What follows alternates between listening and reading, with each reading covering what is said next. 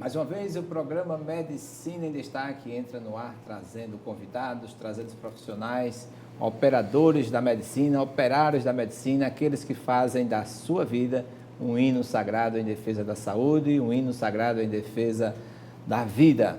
Trazemos convidados que se destacam pela sua performance, pelo seu conhecimento, pelo seu trabalho, oferecendo à sociedade o que há de melhor na proteção da saúde e também no tratamento de doenças. O programa de hoje tem um quê muito mais do que especial, porque nós vamos tratar de uma patologia muito comum, mas que tem um porquê diferente, e para explicar esse porquê, nós trazemos aqui o nosso convidado especial, Dr. Claudemiro Neto. Alegria imensa, professor, né? Há uma inversão aqui, dizer que é uma alegria por tê-lo como ex-aluno, mas ele está aqui para oferecer esses conhecimentos a cada um de nós.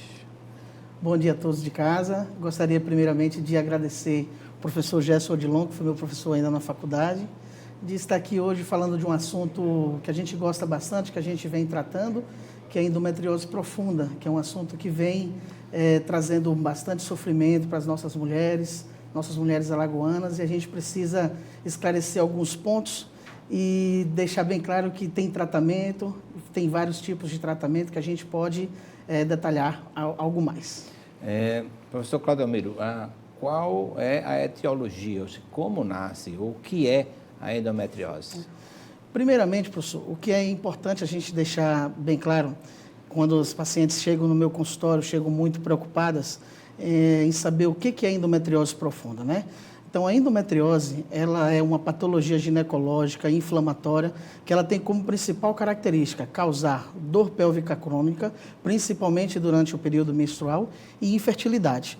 Dentre outros sintomas também, como dor durante a relação sexual, dor ao evacuar durante o período menstrual, sangramento anal, entendeu? E sangramento urinário também durante o período menstrual. Então, a gente tem que preocupar com esses sintomas. A endometriose, são os focos do endométrio, que é a camada mais interna do útero, fora do útero. Existe uma teoria que é desde 1927, que é a chamada teoria de Sampson, que é a teoria mais comum para explicar isso, que seria a menstruação retrógrada. Quer dizer, a mulher ela menstruar para dentro. Então, 90% das mulheres apresentam menstruação retrógrada, mas somente 10% dessas mulheres que vão desenvolver endometriose. Mas por que isso? Porque somente 10% dessas mulheres vão apresentar outros fatores hereditários, genéticos e até de angiogênese celular que possibilitam dessas células elas implantarem em outros locais fora da camada mais interna do útero. Então, essa camada mais interna do útero, que é o endométrio, no período da menstruação, pode haver um retorno desse tecido para a cavidade abdominal. Exatamente. Né? Que é pelos dois orifícios, né, que nós temos. Os dois orifícios as mulheres tubários. Têm tubários, orifícios tubários. E como se explica o fato de a mulher ter... nós vamos falar já sobre o quadro clínico, mas de ela apresentar uma endometriose ectópica, bem distante da cavidade abdominal. Essa é uma teoria chamada de teoria celômica, de transposição das células endometriais. Então, é muito raro acontecer, por exemplo, células do endométrio no pulmão, no pericárdio, que é a camada que reveste o coração, no peritônio diafragmático, que está acima do fígado. É muito raro, mas acontece. Nós aqui, na nossa casuística, a gente já teve aproximadamente mais de 300 casos operados, como a gente já colocou numa matéria anteriormente em outros jornais, e a gente já teve pelo menos 2 casos de endometriose diafragmática. Tá? Então, essa teoria dessas células, elas transporem para outros locais, é chamada de teoria da transposição celômica. A sintomatologia é dor, né? Além da dor, tem mais outros... É um desconforto, mas você falou do sangramento retal. É um sinal, não é patognomônico, pode ser qualquer um. Sim. Mas, assim, qual o principal quadro clínico? O principal quadro clínico da paciente com endometriose profunda é a paciente, durante o período menstrual, ela apresentar fortes cólicas no baixo ventre, tá? E também algumas pacientes, elas também podem apresentar dor para evacuar, dor a urinar, várias vezes, vários períodos ela ia ao banheiro durante o dia, sangramento urinário, dor durante a relação sexual, também é uma característica comum das pacientes portadoras de endometriose. E temos também pacientes que têm endometriose e são totalmente assintomáticas. O José Elvis, tá? Coloca esse primeiro vídeo do Gabriel. É uma pergunta de um aluno, Sim. Quer saber? Saudações, Dr. Claudemiro Neto. Meu nome é Gabriel Lessa, eu sou estudante de medicina e eu gostaria de saber quando a paciente deve se preocupar com a sua endometriose. Muito obrigado. Gabriel, pela pergunta, excelente pergunta. Então, o que a gente tem que deixar bem claro é que o diagnóstico da endometriose aqui no Brasil leva até 9 anos, é um diagnóstico tardio, porque muitas pacientes apresentam dor durante o período menstrual e elas acham que é normal. Então, pacientes que ainda não têm o diagnóstico de endometriose, que apresentam dor desconfortável durante o período menstrual, que atrapalha a sua qualidade de vida, essas pacientes precisam procurar o seu ginecologista. E as pacientes que já sabem que têm endometriose e que não vem melhorando, principalmente aquelas pacientes acima dos 35 anos de idade que vêm apresentando também infertilidade. Então, são fatores que a gente precisa dar uma olhada especial para ver o que a gente pode mudar e ajudar no seu tratamento. Agradecer também o Gabriel e pelos lindos quadros, né? Que apresenta lá, uma de Narciso, a outra não deu para perceber, mas nós gostaríamos de dizer, nesse quadro clínico existe, doutor Claudemiro, uma classificação do mais leve ao mais grave, talvez o mais grave é essa que apresenta alto índice de infertilidade? Então, o que a gente costuma sempre dizer para as mulheres é que a endometriose, a característica é muito individualizada. Depende muito do limiar de dor de cada mulher, entendeu? Então, tem pacientes que elas sentem dor e conseguem trabalhar, mas que não incomodam, não precisam tomar analgésicos. Existem outras pacientes que apresentam dor que, apesar de tomar analgésicos potentes, elas não desempenham as suas atividades habituais. Em relação à dificuldade para engravidar, principalmente aquelas pacientes que têm endometriose nos orifícios tubários, endometrioses que impedem com que haja o fluxo pelas trompas normal, entendeu? Então, essas pacientes a gente tem que ter também um olhar especial.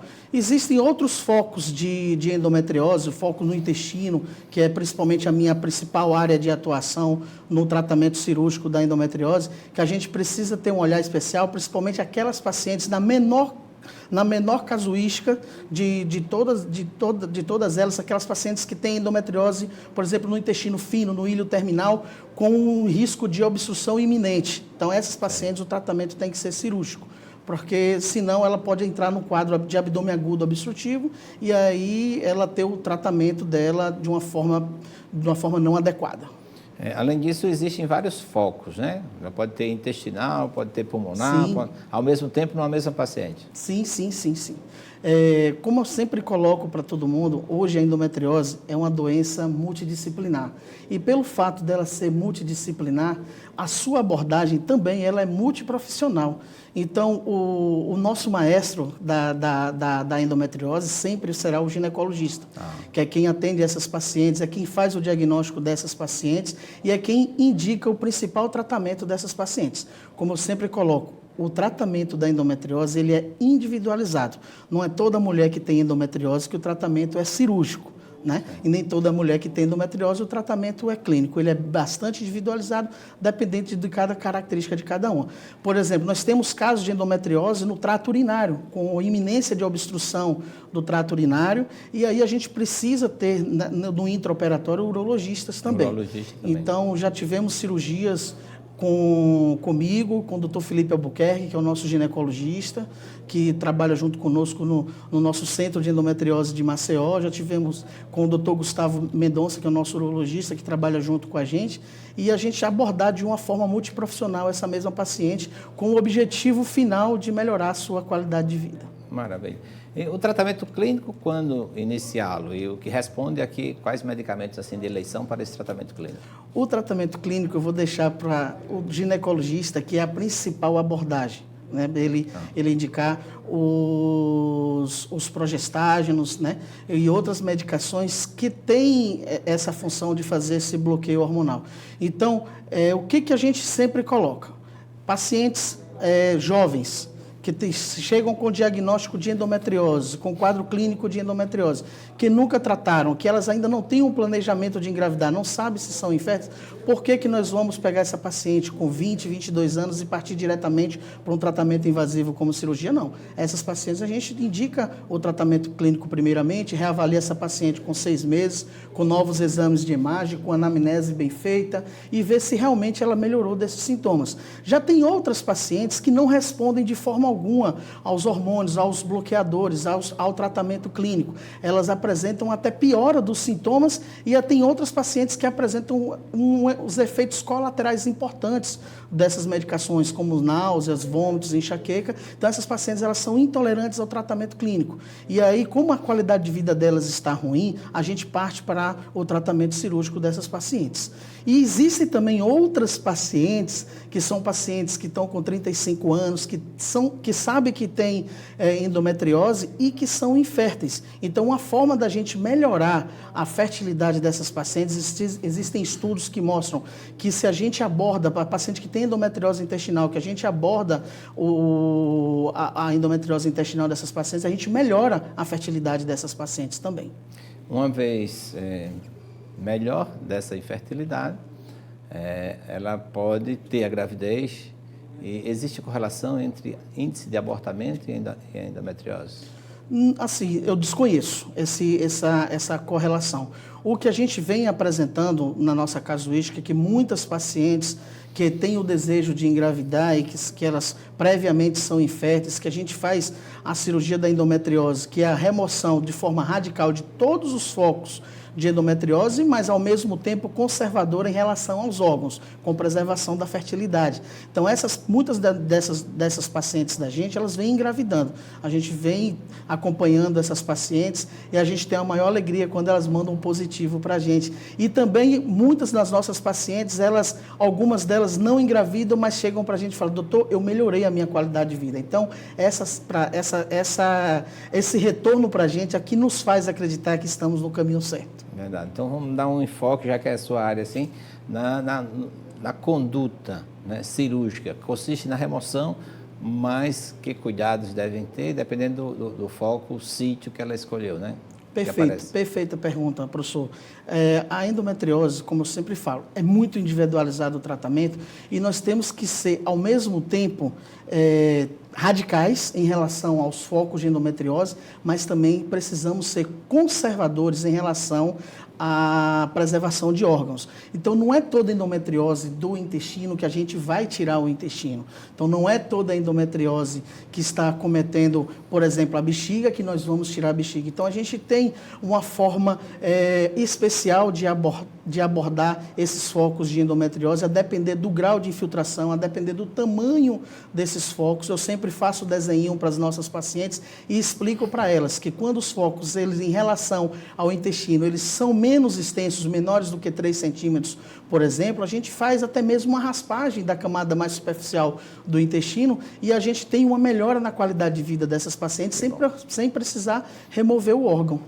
E dos casos, na sua experiência, quais os casos mais radicais que já passaram pelas suas mãos?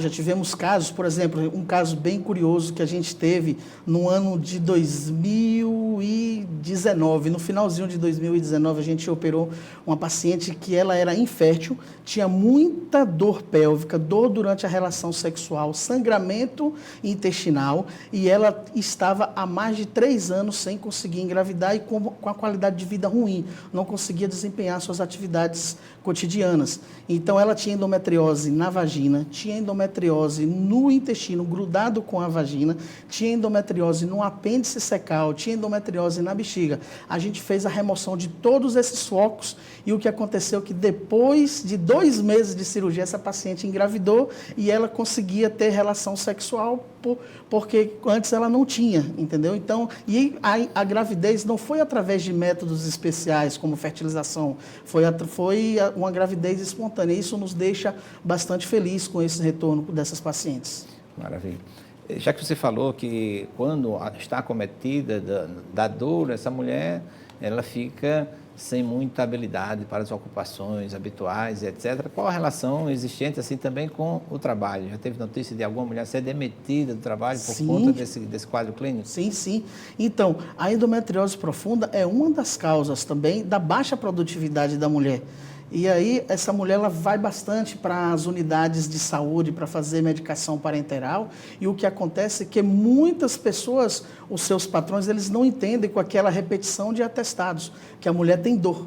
Entendeu? Que ela está procurando a unidade de saúde por conta de dor. Então, o que a gente vê muito, entre aspas, é que essa dor é frescura, por exemplo, durante o período menstrual e que todo mês vai ter. Isso é mentira. A gente precisa acreditar na dor dessas mulheres, a gente precisa ter uma abordagem especial para isso, porque a endometriose profunda é uma das causas de baixa de produção da mulher. E com relação a questão do acesso ao tratamento dessa mulher, é o SUS, plano de saúde, como é que é feito esse acesso? Infelizmente, o nosso grupo, a gente ainda não aborda a endometriose pelo Sistema Único de Saúde. A principal via de tratamento da endometriose profunda, o tratamento cirúrgico da endometriose profunda, é a via laparoscópica, que é a via minimamente invasiva, que nos traz mais detalhes, e não é uma cirurgia que tem um custo baixo, é uma cirurgia de custo alto. E o Sistema Único de Saúde ainda não reconhece pelo rol da ANS como um procedimento padrão para tratar essa doença. Então, nesse momento, nós, do Centro de Endometriose de Maceió, nós abordamos essa doença somente através da saúde suplementar, com pacientes que são portadoras de convênio e pacientes que têm o interesse por via particular. José, vê se tem um outro vídeo aí, por favor.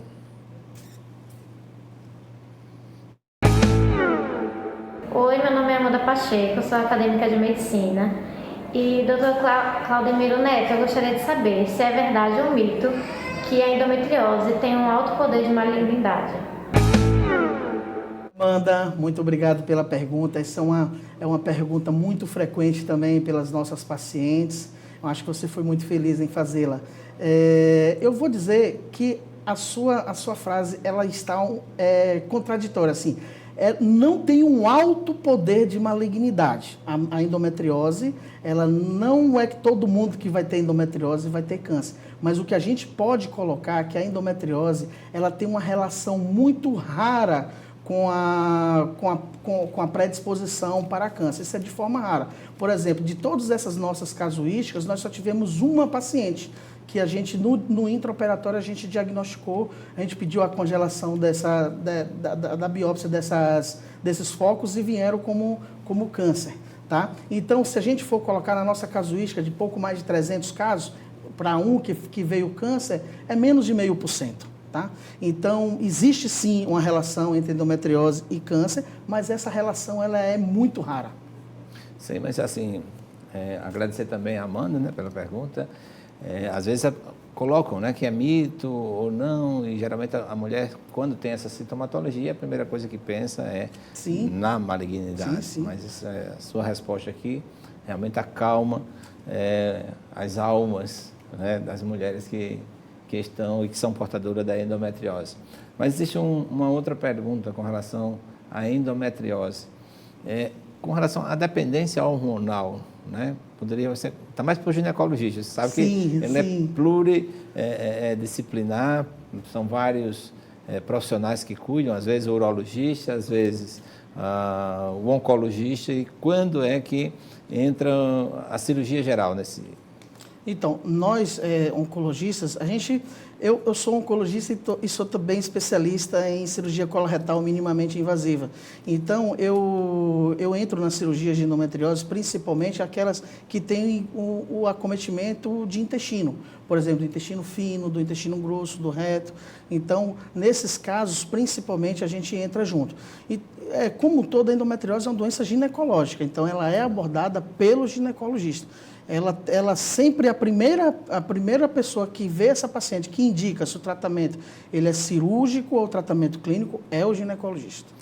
Muito bem. Então, nós estivemos aqui com o Dr. Claudemiro Neto, dando essas informações para todos nós a respeito dessa dessa doença que não é tão rara, né? Qual a incidência, assim, você tem?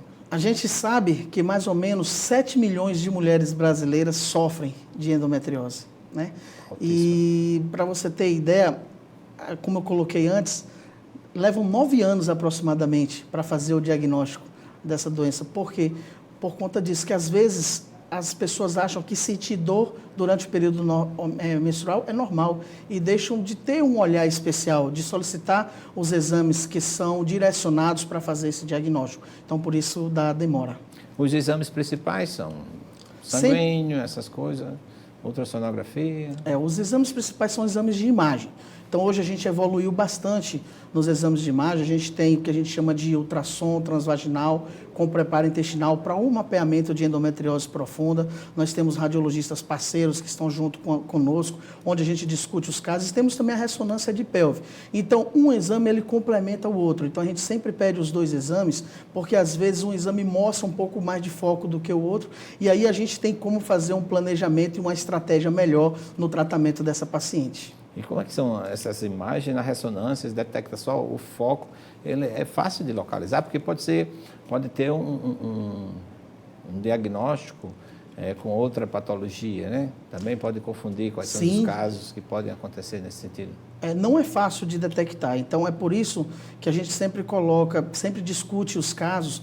E por que evoluiu bastante os exames de imagem? Por conta da proximidade entre nós cirurgiões com o radiologista, para dar devolutiva para eles. Eu operei esse caso, manda os videozinhos para eles, para mostrar qual eram os focos de endometriose, fazer uma correlação radiológica antes da cirurgia, entendeu? Então, essa discussão, essa proximidade que existe, essa multidisciplinaridade que eu sempre coloco, é que facilitou no diagnóstico minimamente invasivo também dessa doença. Existe, assim, tinha fugido a palavra, do diagnóstico diferencial, né? Você disse que pode ter a endometriose até no apêndice, né? Você confundir com apendicite aguda, como sendo um caso de urgência, emergência, ter que operar o paciente nesse sentido. Existe e já aconteceu comigo. Eu já estava uma certa vez, logo quando eu cheguei aqui em Maceió, acho que foi em 2018 isso, e tinha uma paciente com bastante dor, que era característica de apendicite, fez o exame daquele momento que era para apendicite, que é o exame de tomografia abdominal, tomografia de abdômen total, e aí no exame de tomografia mostrou que era apendicite. No intraoperatório a gente via que o apêndice bem inflamado, bem túrgido, bem aumentado do seu volume normal, bem endurecido, e quando a gente foi ver que é o diagnóstico definitivo, que é o anatomopatológico, veio como diagnóstico de endometriose. Que coisa. Em que fase da idade da mulher começa a aparecer endometriose? A gente costuma colocar que 75% das mulheres dos 15 aos 35 anos é a probabilidade maior de endometriose profunda. E nas fases assim mais distantes, perto dos 30, quando é que ela vem perceber por conta do diagnóstico mal dado, porque podem aparecer os primeiros sintomas já na idade avançada? Sintomas. Então, elas costumam ter sintomas e nas pacientes acima, por exemplo, dos 30 anos, a gente costuma ver, o Felipe principalmente, que é ginecologista que trabalha com a gente, vê as pacientes com infertilidade. Então, quando vai pesquisar uma das causas de fertilidade, 70% das causas de infertilidade é endometriose profunda. Lá na clínica, vamos supor, é um encaminhamento, você tem o ginecologista, tem o cirurgião e outras atividades multiprofissionais, por exemplo, a enfermagem, a nutrição pode estar junto, que outras profissões podem estar junto no tratamento da endometriose? Hoje a gente conseguiu agregar bastante no tratamento dessas pacientes, colocando no nosso grupo, por exemplo, a enfermeira, que ela consegue fazer o link, essa comunicação, estreitar a distância entre a paciente e a gente. A nossa enfermeira ela é responsável pelas orientações pré-operatórias, quando a paciente está em casa, já foi de alta do hospital, ela liga para o paciente quase todos os dias para perguntar como ela está, se tiver algum sintoma diferente, já nos passa, a gente já vê essa paciente também de forma precoce, entendeu?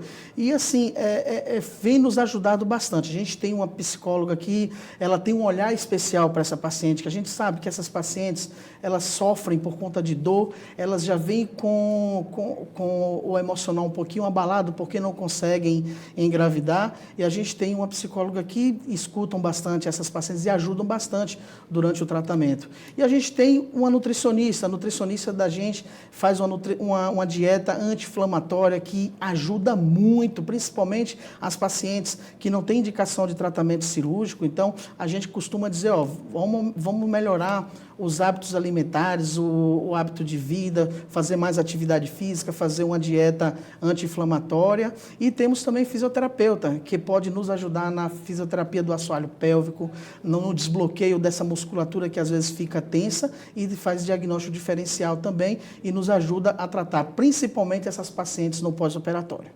Essa fisioterapia seria faria o follow-up, o acompanhamento dessas pacientes, no sentido de algumas contrações musculares por conta dessa... Isso. Essas pacientes, elas ficam com retornos periódicos com a fisioterapeuta, e ela que vai definir quantas sessões são necessárias para poder ter uma abordagem melhor para essa paciente, para ter uma qualidade de vida melhor para essas pacientes. Muitas pacientes conseguem ter uma melhora grande demais com a fisioterapia pélvica. Quem acompanha mais essas pacientes? É o esposo, a mãe, uma colega? Sempre, quem vem mais nas consultas, quando elas são casadas, é o esposo. E é muito importante o esposo participar dessa consulta, porque às vezes tem muitas também que não entendem. Poxa, toda vez tem essa dor, porque toda vez não consegue ter a relação sexual por conta da dor. E aí a gente diz para ele, ó, foi importante você vir hoje, porque o sintoma dela é por conta da doença dela. E aí a paciente fica feliz porque ela se sente mais acolhida e ver que realmente o sintoma dela não é coisa da cabeça dela, é uma fisiologia que está acontecendo por conta da doença. E até porque é bom o marido participando, né? Porque Sim. às vezes a mulher também não consegue orgasmo por conta de uma relação sexual dolorosa. Não né? consegue engravidar, né? Não consegue engravidar também. Sim. E é bom que ele tome conhecimento de participar. Isso é importante. Existe caráter hereditário nessa doença? Olha, existe ainda em estudo, então existem estudos em andamento, o porquê que somente 10% das mulheres que têm menstruação retrógrada conseguem que essas células elas implantam. Então existem diversas teorias que ainda estão em andamento. Existem teorias genéticas, hereditárias, teorias de angiogênese celular, entendeu? Para estudar por que essa célula implanta mais em um determinado tipo de paciente e em outros não. E quanto à questão genética, também tem estudos sobre isso? Existem estudos que ainda estão em andamento. O que você diria assim para uma mulher que tem essa patologia, né? Ou que tem essa sintomatologia? É aconselhável de imediato procurar o ginecologista ou a clínica também encaminha, né? Como eu sempre coloco para todos e falo nas nossas redes sociais, que sentir dor não é normal, né?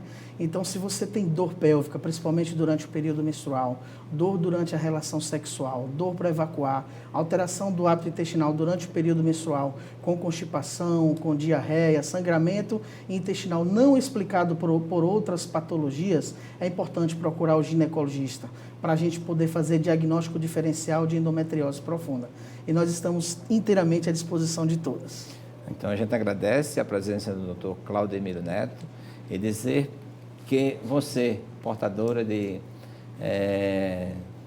dores, né? Apresenta uma sintomatologia com dor ao coito, dor espontânea ou fora do período menstrual, que procure, assim, o seu ginecologista, procure o clínico geral para um melhor acompanhamento dessa sintomatologia. Muitíssimo obrigado, doutor Claudemiro Neto, Eu que agradeço. por estar aqui presente. Muito obrigado. O nosso programa trata e leva e traz pacientes com quadros clínicos e trazemos aqui os profissionais da área de saúde que mostram e que tanto colaboram para que você, telespectador, você, telespectadora, possa ter essa informação fora dos livros, tenha uma informação diretamente com os profissionais. Esse é o maior propósito do nosso programa, O nosso programa, no de hoje, ele vai ser híbrido, porque nós trazemos alguém que vem falar aqui sobre uma patologia, mas vamos trazer também um outro convidado muito especial, muitíssimo especial, que também já foi meu aluno e que eu digo sempre, que a alegria do professor é quando os discípulos superam o mestre. E trazemos aqui o professor Fernando Fidelis, que vem, em primeiro lugar, queria lhe dar os parabéns por ser empossado hoje mesmo, há poucos instantes, como coordenador do curso de Medicina da Uncisal. Parabéns, seja bem-vindo, professor. Bom dia, professor. Parabenizo ao senhor, né, assim, pelo brilhante trabalho que ele vem desempenhando na área, assim, de jornalismo, na área de informação médica, que a gente precisa realmente dessa área que é tão carente, entendeu, em relação ao nosso estado. Também queria agradecer, né, assim, ao convite, né, e dizer que há poucos instantes tomei posse, né, assim, na Uncisal, junto ao nosso reitor, doutor Henrique, e a vice-reitora, doutora Ilka, e aqui estamos à disposição da vossa pessoa, já que você foi meu professor e vai ser eterno professor. Eu fico feliz assim, em saber que você é um jovem imberbe, né, passeando nas salas de aula, mas sempre um dedicado aluno, né, acompanhou bem a medicina legal, acho que, não sei por que não foi legista, mas hoje assumindo a coordenação do curso, quer dizer, agora você vê a responsabilidade por outro prisma, não é isso? Com certeza. Ser coordenador de curso de medicina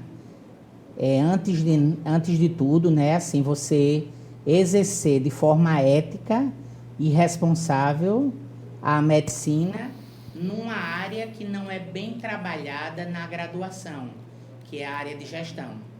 Mas acredito que com as novas DCNs, que é as novas Diretrizes Curriculares Nacionais, que coloca que existe 3 grandes áreas, né, que é a área do ensino, a área da pesquisa, a área da extensão, mas também foi incluído a área da gestão e da assistência, porque nós médicos trabalhamos muito na questão da assistência, mas a questão da gestão é outra área que precisa ser trabalhada e os novos currículos já detêm isso na grade, na nova matriz curricular dos cursos de medicina, a partir do momento que a DCN de 2014 ela começou a implementar, houveram as modificações. Lá na Uncisal, nós temos o projeto político-pedagógico de 2016, que está vigente, mas existe um novo PPC que está sendo discutido, está sendo finalizado, mas que nesses 2 ele já contempla a área da gestão. E como metodologia de ensino, o PBL vai ser híbrido ou convencional? Assim, a nível de metodologia, o curso da Uncisal, todos os cursos, na maioria das vezes, eles estão sendo orientados às DCNs para que use metodologias ativas, tá? Só que as metodologias ativas, elas não só são somente o uso do Problem Based Underlying, né, que é o PBL. Mas também você pode usar outras metodologias ativas, como a questão o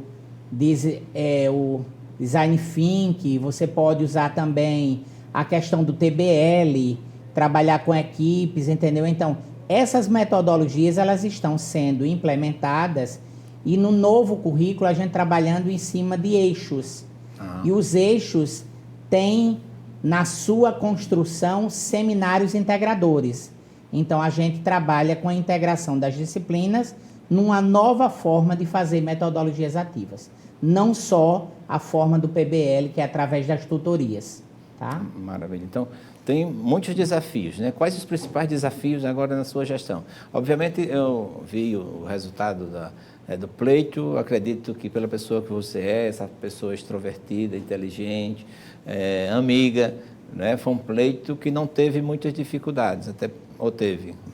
Não, assim, a comunidade escolar, a comunidade acadêmica, ela estava naquela dúvida se ia ter 2 ou não candidatos, mas tivemos 2 candidatos. Sim. Então, isso daí aflora a questão da democracia, né? Maravilha. Mas, assim, nós conseguimos ganhar com 77%, contra 13% do segundo candidato e 10% de nulos.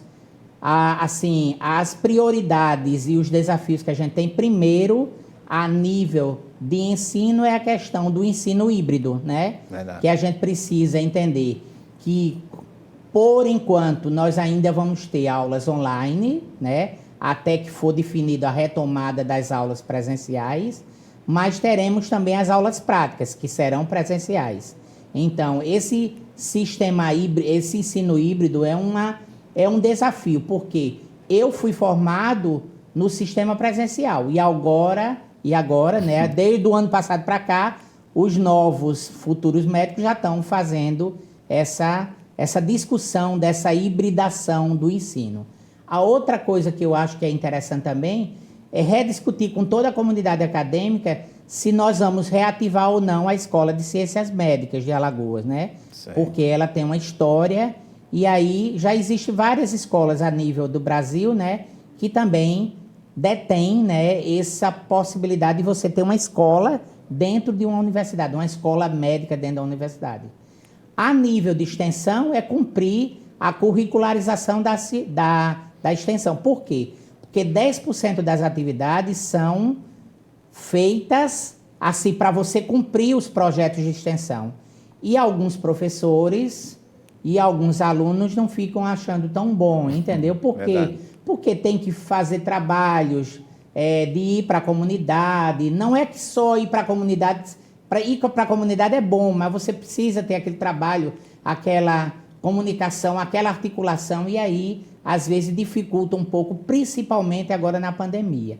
E a outra coisa, em relação à pesquisa, né, ao ensino da pesquisa, a gente quer ampliar o pensamento assim, crítico de todos os estudantes e professores para que eles se engajem realmente na pesquisa. Porque pesquisa é tudo. Quando você pesquisa, você tem informação. E quando você tem informação, você tem um poder, né? Assim, de poder arguir, de poder constituir, de poder recomendar, de poder realmente fazer algo diferente. Em relação à assistência, alguns desafios são propostos, que é, primeiro, utilizar toda a nossa rede do complexo, né, hospitalar que a gente tem. Que não é pequena, né? Que não é pequena, porque nós temos 3 hospitais, a Maternidade Escola Santa Mônica, o Hospital Escola Elvio Alto, o Hospital Escola Portugal Ramalho. Nossa. A gente também tem a questão assim de todos os profissionais de saúde, eles, como eles são da Uncisal e a Uncisal é uma universidade, eles precisam entender que eles também fazem parte da preceptoria, eles são preceptores. E aí é um desafio da gente conseguir que os nossos colegas, né, que os nossos amigos que são médicos, que eles também assumam esse papel da preceptoria. E na questão da gestão, é a gente fazer uma gestão assim, inovadora, primeiro, organizando a integração ensino, serviço, comunidade, que é preciso, ter contato com a comunidade e com o ensino desde o primeiro período, ou seja, desde o primeiro ano até o último ano de formação. Você precisa finalizar o PPC, que é uma das prioridades, você precisa colocar para funcionar o colegiado. Não significa dizer que ele não funciona, ele funciona, mas de forma sistemática. E também melhorar a relação e a articulação com os outros cursos, porque a universidade não é só o curso de medicina. Por isso que é a universidade, né? Por isso que é a universidade. Então, a gente precisa ter essa integração com os demais cursos. E a outra coisa é motivar os nossos amigos e colegas professores para que eles sejam motivados, para que eles possam realmente exercer a docência como a gente exerce. eu já exerço há 36 anos só. Mas eu queria até ver esse seu caminho, né? Como saiu dele. Você foi para São Paulo? Viajou? Primeiro, assim, eu assim, comecei a docência ainda antes de ir para a medicina, porque eu comecei a ser professor do ensino médio. Depois fui médico, depois de ser médico fui diretor de hospital, depois secretário de saúde. Quais foram as cidades? Eu encontrei, eu acho que no Sertão, né? Uma vez eu trabalhei como gestor da saúde mental em Santana do Ipanema. Foi lá que numa churrascaria nós conversamos. Mas aí eu fui secretário de saúde de Anadia e secretário de saúde também de Maribondo. Sim. E aí, a partir do momento que eu saí da secretaria, nós fomos para a Secretaria Municipal de Saúde de Maceió, onde eu assumi a coordenação de planejamento na época, que a gestão era da doutora Cátia Borne, né?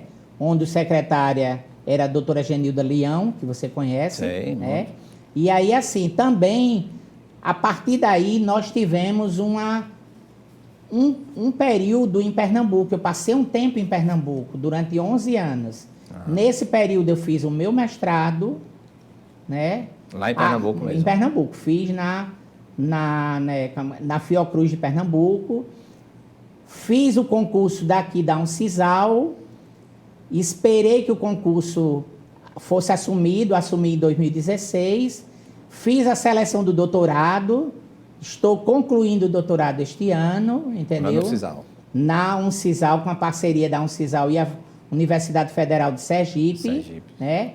E aí, assim, nós estamos agora assumindo um posto de gestão dentro da universidade, onde eu sou professor, e tenho esse caminho longo pela frente, né, de 4 anos, para conseguir, primeiro, assim, melhorar a excelência do curso. Verdade. Segundo, as notas, tanto do ENAD, que é a participação dos alunos em provas, como também o conceito preliminar do curso, que o curso da Uncisal, ele não pode ser nem melhor, entendeu? Nem pior do que nenhum dos outros cursos de medicina que nós temos no estado. Então, todos temos que ser de excelência, porque o estado de Alagoas tem muitos bons professores e muita gente qualificada.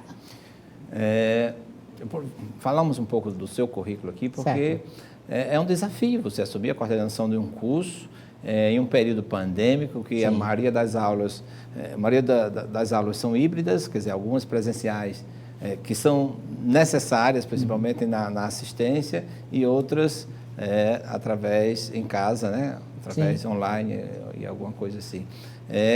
Experiência sua que não falta, né? Porque essa experiência de gestão em prefeituras e etc. e tal, lhe dá um currículo. Mas assim, se você tivesse que escolher um desafio principal, melhoria do curso, nota mínima e etc., tudo bem. Mas uma outra coisa é essa conscientização dos professores, a conscientização dos colegas dessa responsabilidade. Quando eles assumem algumas preceptorias, eles recebem um plus assim, adicionais? Veja, o Ministério da Saúde agora, ele instituiu um valor para preceptores de residência, de programas de residência médica, né? Certo. Mas eu acredito que a Secretaria Estadual de Saúde, existe alguns projetos, ou um projeto que é preciso ser discutido, né? Para que haja realmente, assim, um percentual de incentivo à preceptoria. Porque eu acho que isso daí iria consolidar todo o nosso processo de excelência da questão do curso médico. Porque nós sabemos que quem forma os futuros médicos são pessoas. Verdade. E essas pessoas, na maioria das vezes, são médicos. Claro que o curso não é feito só de professores médicos. Nós temos professores de diversas áreas, né, do saber da saúde, tá?